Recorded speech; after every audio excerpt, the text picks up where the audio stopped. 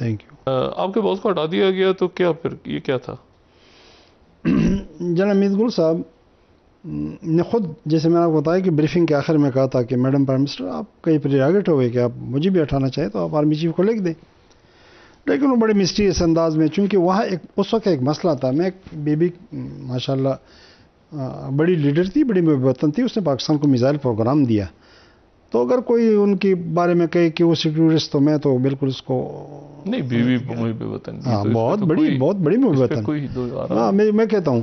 لیکن جب وہ آئی پہلی بار پرائم منسٹر تو ایج اور تجربہ ان کے سائڈ پہ نہیں تھا. یہ میں ماننا پڑے گا. بہت انٹریکیسی سے حالات بڑے عجیب تھے. ایکسٹرنل انٹریگس چل رہی تھی پاکستان کے خلاف. جہاد افغانستان کے نتیجے میں ہمارے اور امریکن کے راستے الگ ہو چکے تھے.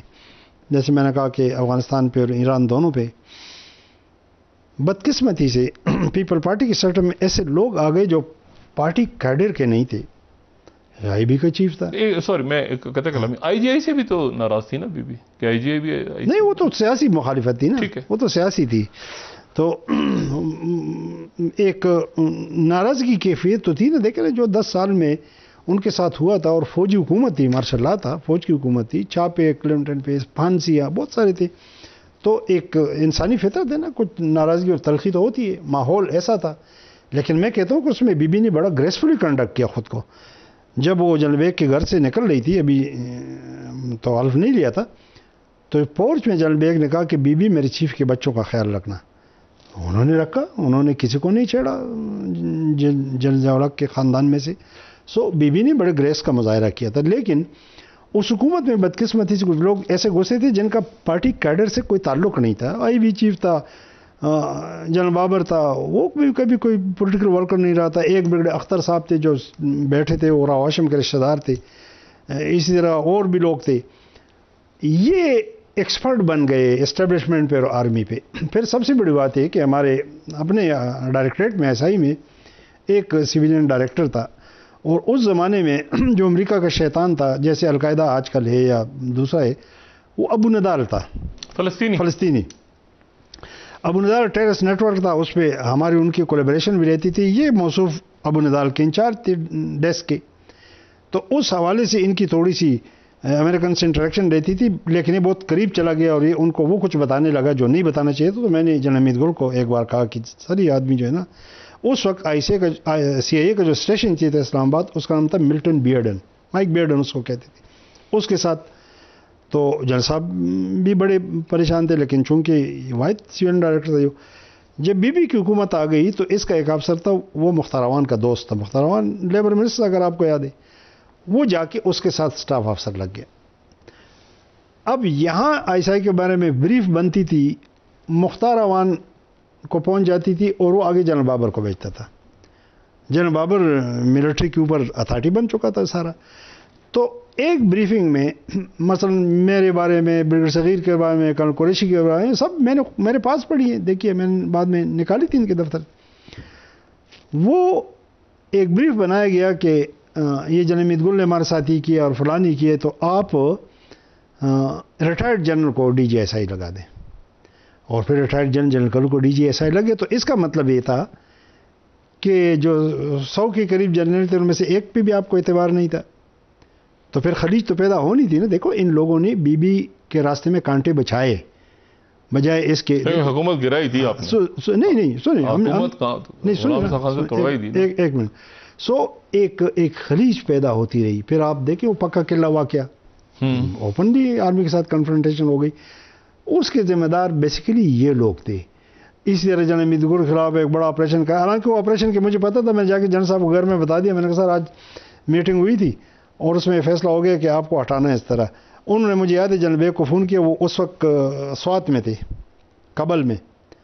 تو جنرل صاحب کو پتہ نہیں تھا جنرل بیگ کو. انہوں نے کہا نہیں ایسی بات نہیں ہے. خود میرے بارے میں جب یہ ڈرامہ رچایا گیا، میرے میں بھی گناہی ثابت کر دی جی ایچ کیو میں. بی بی کی حکومت ختم ہو گئی تو مجھے چیف نے گھر بلا لیا جنرل بیگ نے.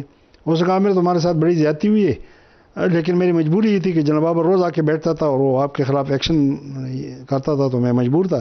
تو میں اگر ایکشن نہ لیتا تو سول ملٹری ریلیشن بہت خراب ہو جاتے.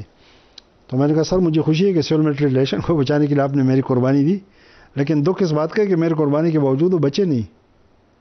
تو یہ ایک کیفیت تھی کہ میرے میجر کے لیول تک یہ سارا. تو آئی ایس آئی کے خلاف یہ انٹرنل اسٹریک تھی. ایکسٹرنل انٹریگ بھی جاری تھی. بش نے کہا تھا آئی ایس آئی کی ونگ کلپ کر دو, clip I S I wing. پھر جو ٹائم میگزین میں نے رسالہ بتا دیا شروع ہو گیا. پھر آئی ایس آئی کے خلاف ایک, چونکہ اب سب ورژن کا دور تھا, میڈیا وار کا زمانہ تھا, شروع ہو چکا تھا پوسٹ افغان جہاد. آپس میں کیوں لڑ پڑے سارے اگر آپ کی یہ مجاہدین؟ مفادات کی جنگ. سب سے نہیں کچھ. اچھا اس میں آپ کو ایک اور بات بتاؤں. گلبدین اللہ تعالیٰ ربانی صاحب اور عبدالرسول سیاف اور احمد شاہ مسعود, ایک واقعہ سناتا ہوں. یہ بھی امریکیوں کا تھا کہ سینٹر آف کمانڈ توڑ دو. میں ایک دن ایک رپورٹ جنرل صاحب کے پاس لے گیا. صاحبزادہ یعقوب علی خان, اللہ ان کے خطائیں معاف کر دے, ابھی ان کو مغفرت نصیب فرما دے. امریکیوں کی رپورٹ تھی کہ بھئی کمانڈروں کو ڈائریکٹ کلٹیویٹ کر دو, افغان کمانڈروں کو, تاکہ آئندہ ہمیں اپنا ایجنڈا آگے بڑھانے میں آسانی ہو. سینٹرلائزیشن آف کمانڈ توڑ دو. اس جنگ میں انہوں نے صاحبزادہ یعقوب علی خان کو آن بورڈ کیا ہوا تھا اس ایجنڈے میں. تو میں وہ رپورٹ لے کر چلا گیا. بڑی ریلائبل رپورٹ تھی, جو سورس تھا امریکہ سے. تو میں جنرل صاحب کے پاس چلا گیا, سے میں کراس دا ٹیبل بیٹھ گیا, میں نے وہ رپورٹ سامنے رکھ دی. جنرل صاحب نے جب پڑھا تو مجھے لگ رہا تھا کہ جنرل صاحب ایگریڈ تھے میرے ساتھ. حمید گل صاحب. ہاں جنرل حمید گل صاحب, کہ ان کو یقین تھا کہ رپورٹ ٹھیک ہے, لیکن وہ ایسے مجھے تاثر دے رہے تھے کہ جیسے وہ رپورٹ غلط ہے, کنٹینٹس. میں نے کہا سر یہ سورس یہ ہے, یہ سارا میں نے بریف کیا, لیکن جنرل صاحب کے پاس کوئی مضبوط آرگومنٹس نہیں تھی, لیکن وہ ایگری نہیں کر رہے. 3 بجے کا ٹائم تھا, گرمی تھی, تو میں نے ایسے وہ فور رپورٹ لے کے میں نے کہا سر آپ جس بات پہ کھڑے ہو جاتے ہیں پھر آپ سے بحث ایسی ہوتی ہے. میں تھوڑا, ہمارا باپ بیٹے کا رشتہ تھا ایسے. مجھے کہتے جنرل صاحب کہتے you seems to be exhausted, جاؤ. میں آ گیا, میں گھر بیٹھا ہوا تھا, تو مجھے بڑا دکھ ہو رہا تھا کہ یہ میرے ساتھ بڑا پیار کرتا ہے, جسٹ لائک فادر, اور میرے لہجے میں تھوڑی سی گستاخی سی تھی. تو میں سوچتا کہ میں صبح جا کے معافی مانگ لوں گا. اور اتنے میں ڈی سی کا فون آ گیا, سر شام کو کوئی کمٹمنٹ ہے؟ میں نے کہا نہیں کوئی خاص نہیں. تو جنرل صاحب کہہ رہے ہیں کہ عامر کو کہو کہ شام کا کھانا میرے ساتھ کھائیں گے گھر پہ. اب میں عجیب ذہنی کشمکش میں کہ پتہ نہیں کیا کہیں گے, ناراض ہے کیا ہے. تو میں جب گیا تو ایسے جنرل صاحب بیٹھ گئے سامنے, بھابھی ہماری والدہ جیسی تھی, اللہ جنت نصیب فرمائے. ادھر میں بیٹھ گیا, تو بڑا لیوش کھانا تھا. تو بھابھی نے جنرل صاحب کو کہا کہ دیکھو تم نے عامر بیٹھے کو کھانے پہ بلانا تھا, تو مجھے 1 آدھ دن نوٹس دیتے, میں اچھا کھانا اس کے لیے بناتی. تو تم نے 2 گھنٹے کے نوٹس کو بلا لیا, حالانکہ بہت اچھا کھانا بنا تھا. تو جنرل صاحب نے کہا کہ نہیں, کھانا مقصود نہیں تھا, عامر پہ کام کا بڑا بوجھ ہے, اور مجھے آج محسوس ہوا کہ یہ تھکاوٹ کا شکار ہے. تو میں نے کہا اس کو گھر بلا کے ریلیکس کر دیتے ہیں.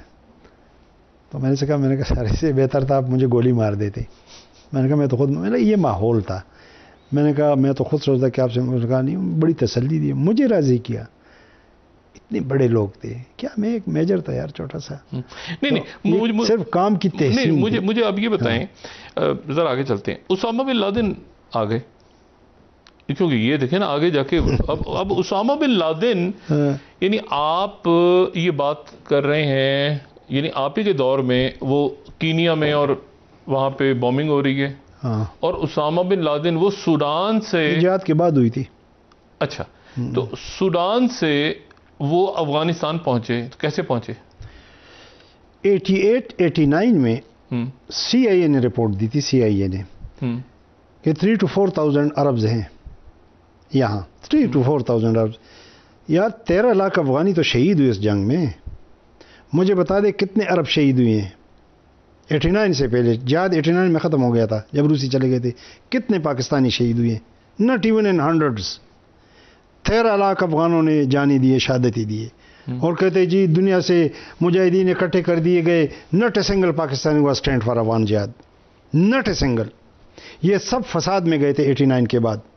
کوئی ایک متیار کے لیے لڑنے گیا یہاں سے, کوئی کس کے لیے لڑنے گیا, کلتن جماعتوں کے بھی. سنیں میں بتا رہا ہوں نا ڈاکٹر صاحب, سی آئی کی رپورٹ تھی کہ 3 سے 4, اور یہ بھی بیسیکلی وہ مسلم بردرہڈ اور سالم نظام, اور اس کے لیے کہ جی ہم فلاحی کام کریں گے. یہ سارا فساد تو افغان جہاد کے بعد شروع ہوا ہے, اور اس کو سارا افغان جہاد کے کھاتے میں ڈالا گیا. وہ جی دنیا جہان سے ہمارے انقلابی لکھتے دنیا جہان سے. میں پوچھ رہا ہوں وہ یہاں آئے کیسے؟ نہیں یعنی سودان سے افغانستان ایک رستہ. دیکھیں جہاد کے دوران سالم عزام آیا تھا.